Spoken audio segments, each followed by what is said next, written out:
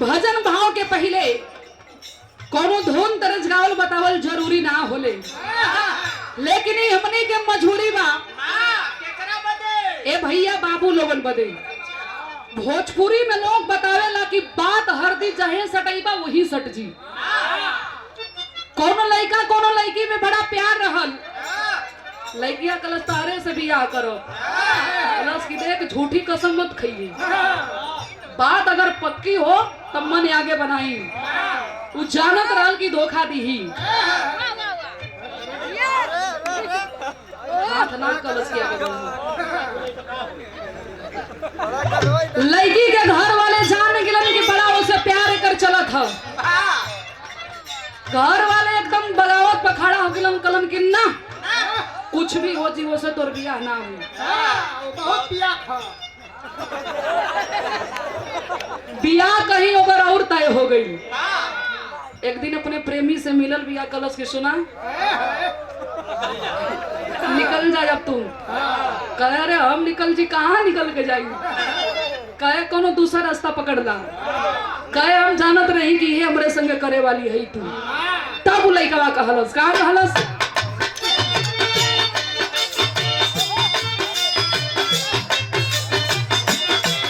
इहो कहत हम वादा रहे प्यार के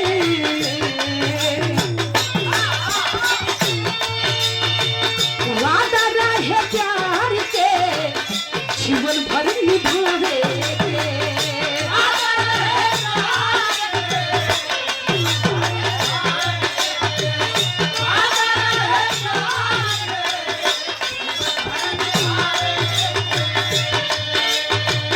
बाबू काहे चल जइबू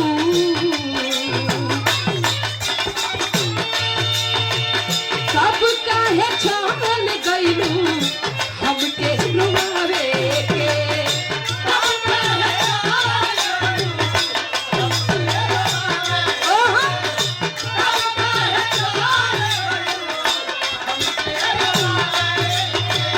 वादा रहे प्यार के जीवन भर निभावे के सब काहे चल जइबू हमके रुवावे के सुनतानी होई शादी अब स्नेह ना रही,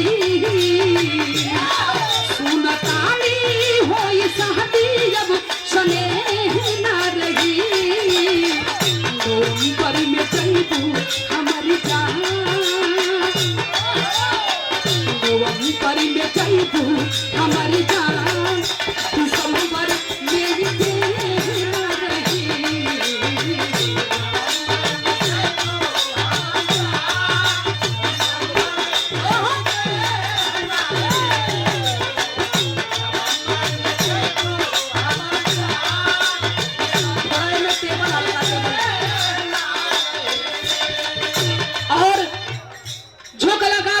सम्मान करते हैं, बिरहा से बड़ा लगाव है और फौज के जवान हैं आप श्रीमान भोला यादव जी की ओर से ढोल सभी कांवर पे पुरस्कार भैया की चढ़दो मेनवन सब भैया लोगों के प्रणाम बा दासी के फरियाद बा।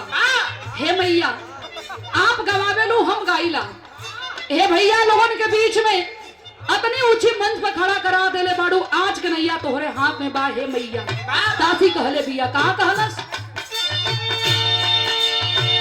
छत्तीसगढ़ की रगनी माई, छत्तीसगढ़ की रगनी माई बेटी हलू रावण के, छत्तीसगढ़ की रगनी माई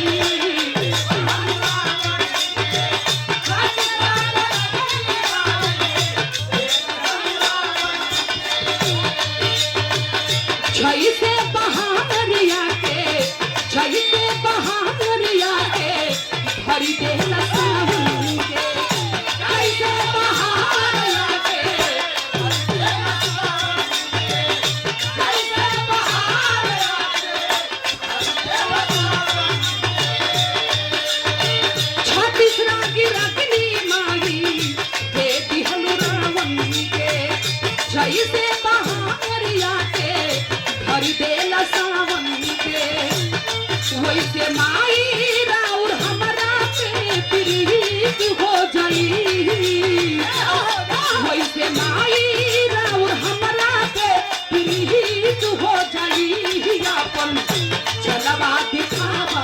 मोरी माँ चलवा दिखावा मोरी माँ सभा में सुंदर की हो जाई मोरी माँ। ओह क्या बात है।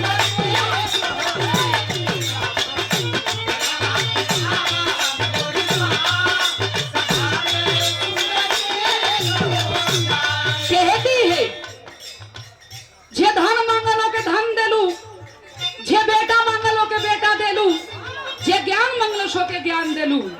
और के कहां देले बाड़ू बतावत है का 64 का नदी हनुमाली अरे कृष्ण कान्हैया के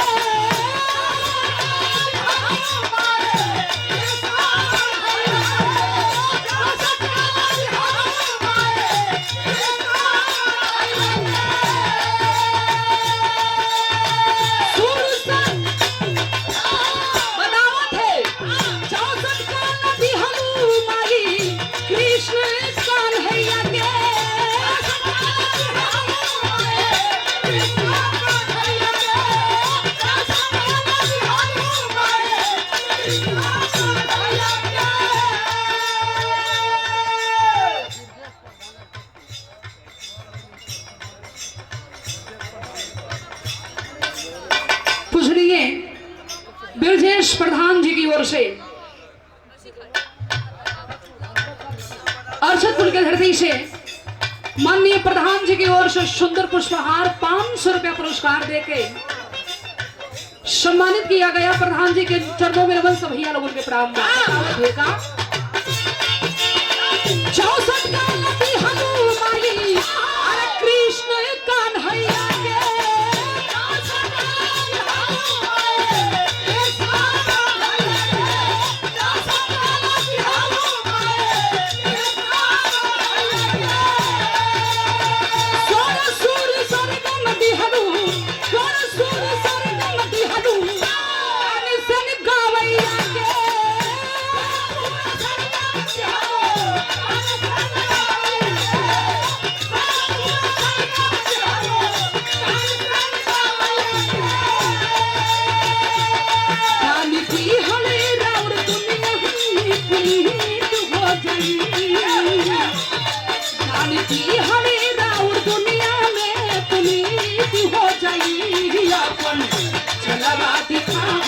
मोरी माँ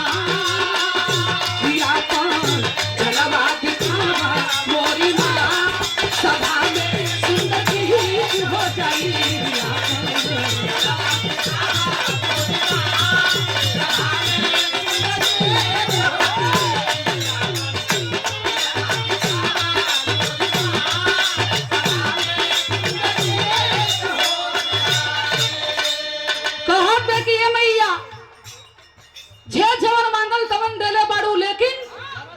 बिटिया के का चाहेला तू तो मन के बात जानत बाड़ू।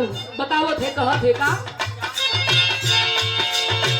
चार चन लगाना माई अरे हमारी आवाज में